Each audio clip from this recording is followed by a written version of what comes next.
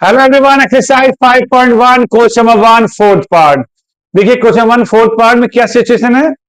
The amount of money in the account every year, ठीक है, when 10,000 rupees is deposited at compound interest at 8% per annum. अब इसमें एक word आया है कंपाउंड इंटरेस्ट। जैसे ही कंपाउंड इंटरेस्ट की बात आई तो दिमाग में फॉर्मूला आया कि जब हम क्लास 8 में कंपाउंड इंटरेस्ट वाला चैप्टर पढ़ा करते थे तो वहां P means principal, A means amount, R means rate और N मीन्स टाइम हुआ करता था। और अमाउंट निकालने का फॉर्मूला हुआ करता था A equal to P 1 plus R upon 100 की होल पावर N, और CI का फॉर्मूला हुआ करता था A माइनस P। ये क्लास 8 में हमने पढ़ा था। जितने रुपए हमारे पास है वो प्रिंसिपल, समटाइम एन, परसेंटेज आर, और जितने हो जाएंगे आफ्टर सम टाइम वो अमाउंट कहलाता था। तो अमाउंट में से प्रिंसिपल माइनस कर दें तो कंपाउंड इंटरेस्ट होता था। ये वहां सिचुएशन थी। अब इस क्वेश्चन में क्या करें कि हमारे पास 10,000 रुपीज हैं, हमारे पास 10,000 रुपीज हैं, हमने उसे डिपॉजिट कर दिया एवरी ईयर कह रहा है तो 1 ईयर के लिए। आप ये मान के चलिए P इक्वल टू 10,000 रुपीज है हमारे पास। आर कितने परसेंट के हिसाब से? 8% के हिसाब से। आर आपका 8% हो गया और एन 1 ईयर। ठीक, तो कितने रुपए हो गए? A equal to P 1 plus R ऊपर 100 की पावर एन, 10,000 1 प्लस सारी वैल्यू पुट कर दीजिए। ठीक है, सीधे सिंपल फॉर्म लगाए, पी के प्लेस पर पी की वैल्यू, आर के प्लेस पर आर के प्लेस पर आर की वैल्यू, एन के प्लेस पर एन की वैल्यू कर दीजिए ओपन। एलसीएम ले लीजिए तो 108 अपन 100 आ जाएगा। पावर 1 तो कुछ होता नहीं है, कैंसिल आउट हो गया, तो 10800। ठीक, अभी जो 10,800 रुपीज आया है वो नेक्स्ट ईयर के लिए प्रिंसिपल। 2-3 स्टेप निकाल लेते, बल्कि 3 स्टेप निकाल लेते, क्योंकि जनरली हम क्या करते हैं A2 minus A1, A3 minus A2 को चेक करके ही पता लग जाता है कि सिचुएशन AP के है या नहीं है। देखिए अब ये जो हमारा अमाउंट आया है वो नेक्स्ट ईयर के लिए प्रिंसिपल हो गया। लेट P कितना लेते हैं हम?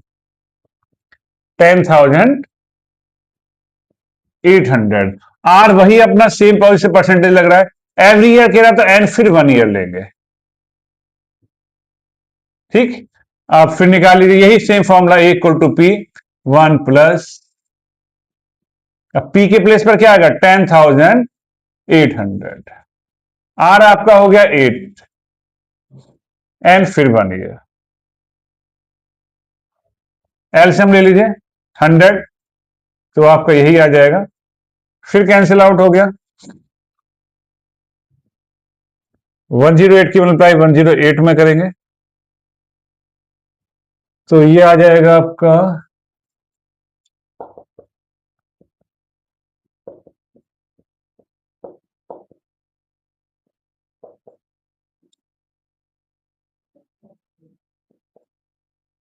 ये आ गया 11664, 11664। ठीक, ये आपका आ गया। अब यहां पर करके देख लेते हैं हम थोड़ा सा। पहले हमारे पास 10,000 रुपीज थे, फिर हमने एक ईयर का निकाला 10,800 रुपीज हो गए, फिर हमने नेक्स्ट ईयर के लिए निकाला, फिर हमारे पास हो गए अमाउंट जो प्रिंसिपल के रूप में 11664। ये टॉपिक चलता चला गया।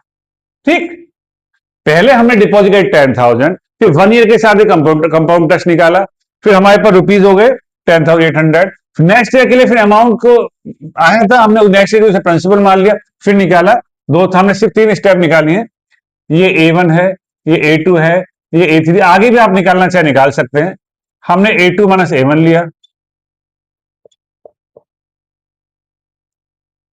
तो ये आ गया आपका 800 रुपीज। ठीक, अब हमने निकाला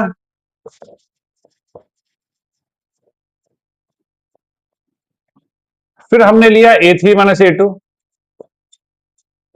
A3 आपका आ गया 11664 माइनस 10 800 कर दीजिए, -11664 10800।